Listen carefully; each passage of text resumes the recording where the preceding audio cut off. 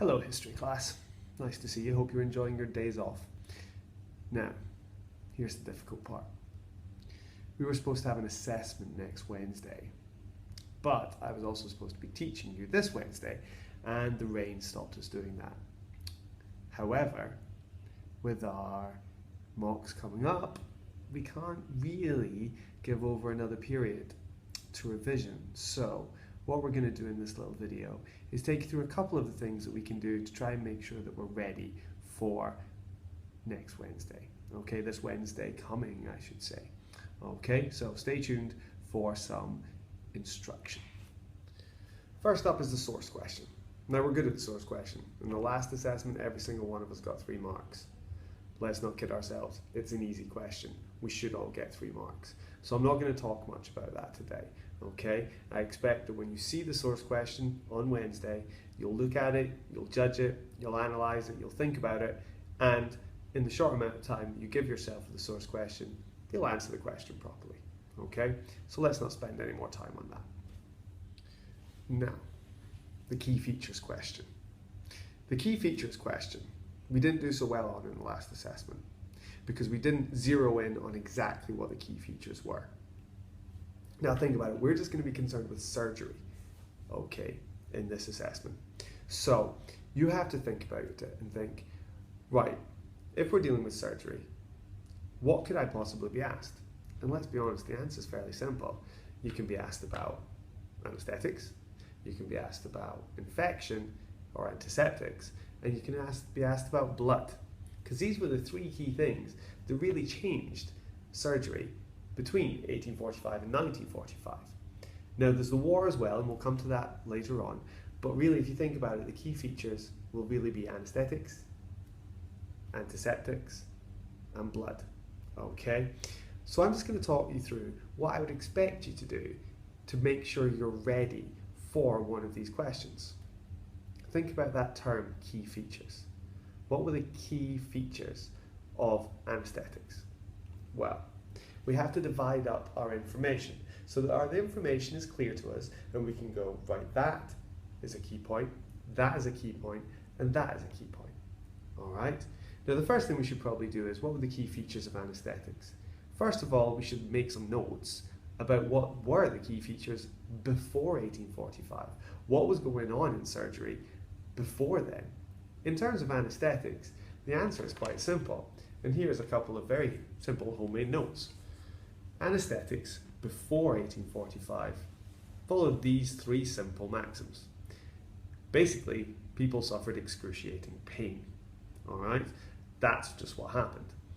Operations were done as quickly as possible, okay, with the idea to reduce the amount of pain that people suffered, okay, because people were flailing their arms around and everything because they were in so much pain. However, that led to errors. And if you go back to your textbook, page 134, you'll see some of those errors that were created.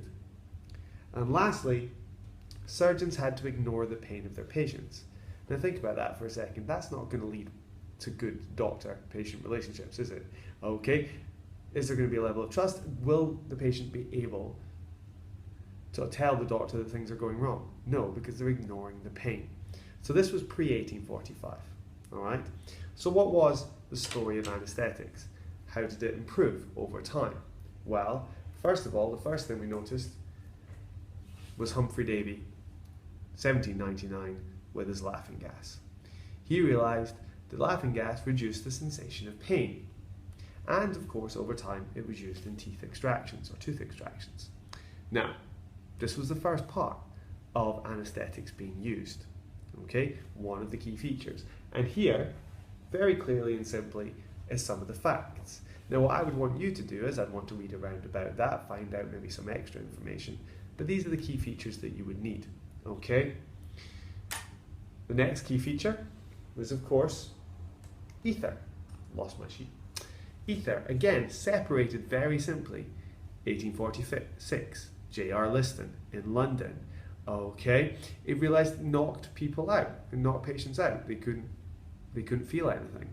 Okay, however, although that did mean that surgeons could work on their patients, there were severe drawbacks. All right, irritated the lungs, patients coughed a lot, which obviously make them stable, and it was unstable and inflammable. All right, not good things to have in a hospital, really, if you think about it. We don't want things going on fire. All right, and the last key feature, you're already there before me, I'm sure, chloroform. All right, chloroform. Now, chloroform 1847, so not that far away in time. James Simpson in Edinburgh discovered it. Okay, and it was used a lot in childbirth. Okay, it reduced the pain of childbirth significantly, but there was intense opposition, as there often is. People were concerned about the dosage. How much dosage should we give? And indeed, you can go and find that story about the young lady called Hannah, who died getting too much chloroform when she was getting her toenail removed. Okay, we also had the idea that it was untested. It was unproven what were the long-term damages that chloroform could cause. Nobody knew. Obviously, that would cause opposition. And there were moral and religious reasons. Okay, the classic one being, of course, that some men, I presume, thought that, women were supposed to suffer during childbirth, which is just wonderful as far as men are concerned. And lastly, it was accepted when Queen Victoria used chloroform to give birth to her 8th child in 1857. Now, these are the key points, the key features to do with anaesthetics. You're able to show us all those things, you'll get your marks. Okay? This is what the marking scheme says for 7 marks. Explain the features. Okay? Showing range. In other words, show us more than one feature if you want 7 marks. Don't just talk to us about chloroform. And depth. Don't just say that chloroform happened. Be able to give us the facts of it. The dates, the people involved, the opposition. Okay? If you can do all those things, then you're showing us the key features in how anaesthetics developed. Okay? Also, you need to show us the link between the features. Show us why originally things weren't good. Okay, be able to show us how ether improved things, but perhaps not as well as it might have done. And finally, show us how chloroform was accepted, showing us the links between the features. That, people, will get us 7 marks. More important, perhaps, than those key features, and taking on board what I just said with those key features, is thinking about how I've laid out that information. You need to be able to memorize that information, know your facts. All right? Now, very simply, color coding things. Orange for anaesthetics, all right, with a red banner telling us the name of the different feature. If I was you, I would do this for anaesthetics, say in orange, and then when you're doing antiseptics, do a little bit of green in there. Colour of hospitals, after all right? And then when you get to blood, do it in red, okay, colour of blood. That means your brain will be fixed to each individual thing and you'll be able to remember the separate parts. Because what I'm coming on to now is the 15-mark question. In a second, we're going to talk about that, all right, and how we make sure we get a good mark in that 15-mark question. So how do we revise for the 15-mark question? It's the big one. It's the one we're worried about. It's the one that we can lose the most marks in. So how do we make sure we do it properly? Well, it's very simple, really. You still do this. Use all those notes that you've used: anaesthetics, antiseptics, blood transfusion. But then you include the war part too.